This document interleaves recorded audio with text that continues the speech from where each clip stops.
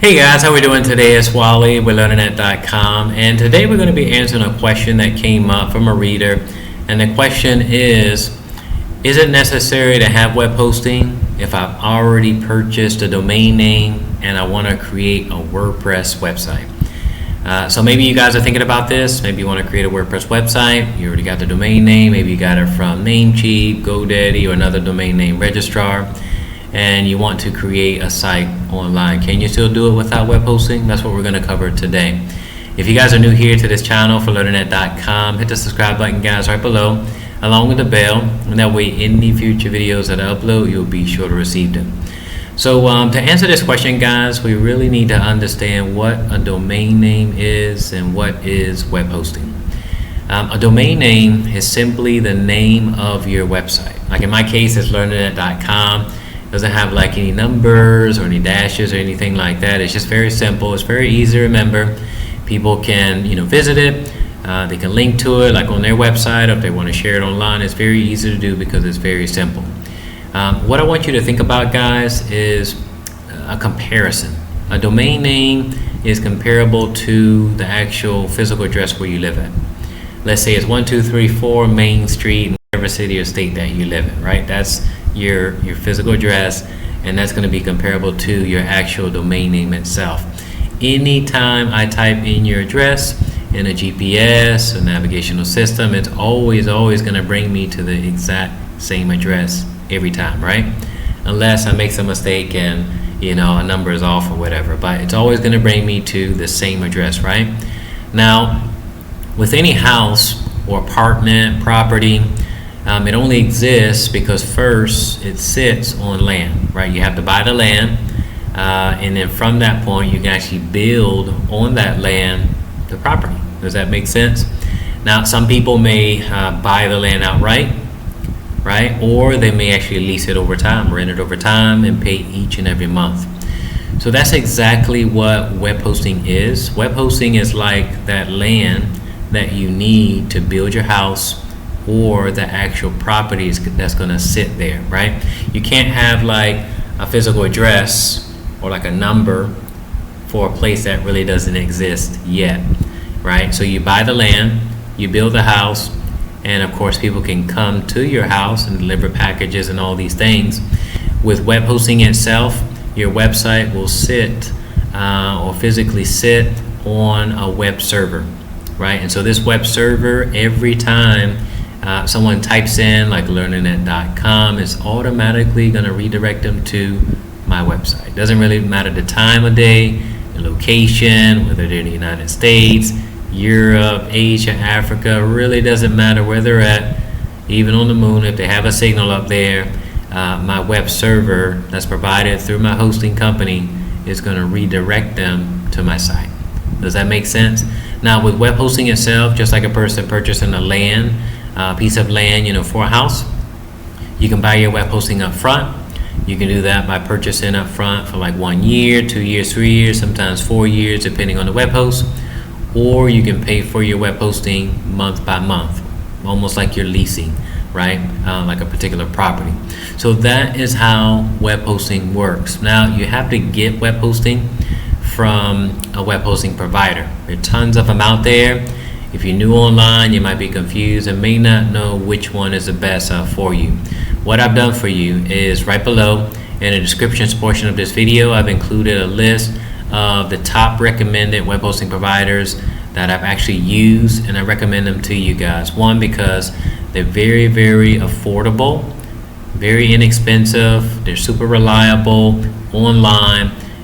They have really great security measures in place to protect your website data, online, and also they have excellent customer support. Because obviously, if you have any questions about your website, your web hosting, you need to be able to get in contact with somebody really fast. And so, right below, guys, I've included a list of my top recommended web hosting providers for beginners. And even if you're somebody who wants to migrate from a provider that you're using right now that maybe you don't like, if you want to migrate over to another provider, you can check out that list as well. So that in a nutshell, guys, is web hosting. Your website itself will not appear online unless you have web hosting. Just like your house can't be built without the actual land, you need that. So if you want to create a WordPress website, an e-commerce store, any kind of site, doesn't really matter what it is, you need to have web hosting to do that, right? Now, on the other side of the coin itself, you might be thinking about like free hosting and all these things. Yes, there are providers online that do provide free hosting, right? But I don't recommend using free hosting at all. And here's why. When you start a site using free web hosting, you don't really own the site. Basically, you're renting space or using space that essentially is not yours. What I mean by this is that being that the provider is giving you this free space, right? They can basically add ads or advertisements or even banners. They can place them on your website without your permission. The bad thing about this, guys, is that one, if a visitor makes it to your website through Google, Yahoo, or Bing, and they click through your website, they're on your website, they're liking your content, great, and they all of a sudden see an ad, it might take them away from your website. They click on it, it'll take them away from your website, and now your competition has stolen your visitor, right? And so these type of companies, free web hosting platforms that I don't recommend, they do this because basically the cost that is associated with hosting your website is offset by those ads. And so if you have like a self-hosted website, you can control all of the content that's on your website. You won't have somebody advertising something that has something like nothing to do with your actual website content. Does that make sense? Another reason that I don't like free hosting, guys, is for security. Security measures are not good at all.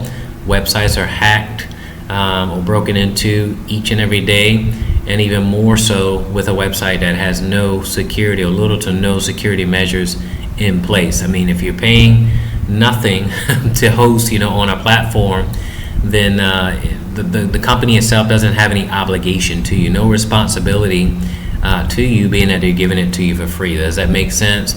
Another thing that I don't really like about free web hosting is that you don't have a personal or a customized domain name itself. Like in my case, it's learninit.com. It's simple, it's easy, people can remember it. They can visit my website at any time. They can even link to it online. But when you have a free hosted, like a free hosting platform itself, be it WordPress.com, Blogspot, or any of these providers that are online, your domain name might be a lot longer. It might be, say, for example, xyzdomain.wordpress.com, like learninit.wordpress.com. It's very, very long. It's going to be basically a subdomain plus whatever the name of the company is that's actually hosting it, right? And so the downer to that is that one, it'll make it really hard for your visitors to remember your name, right? It's not unique to your brand itself. So I don't really like it for that. Also, there are lots of downtime. Downtime is just a measurement of how often your website is online. And so downtime, when you have frequent like spurts of downtime, it means that you have less exposure online. It hurts the credibility of your brand or your company that you represent, and essentially you have this less exposure, and essentially you're losing money, right? Nobody wants to lose money online, right? I mean, for that reason, you're creating your WordPress website to be able to sell or promote products or maybe blog online and things like that. And so nobody wants to lose money. If you want to make money online, you need to get a reliable web hosting provider. And absolutely the best way to do that is to get self-hosting itself. And again, the options that I'm going to drop right below are my top recommended web hosting providers for beginners online that help you to save money, but to do it the right way, guys. So I wanted to put up this video to answer the question for this reader. Like if you already have your domain name, you've already purchased it, like at Namecheap or GoDaddy, if you need help with pointing that domain name like to one of the providers right below, again, you could drop a comment right below, and I'll be more than happy to assist you guys with it. I hope this video answered your question. If so, give this video a thumbs up, and go ahead and subscribe to this channel. That way future videos that I upload, you'll be sure to receive them. I hope you guys have an amazing day. Get started today launching your WordPress website with the web hosting providers below. Take care.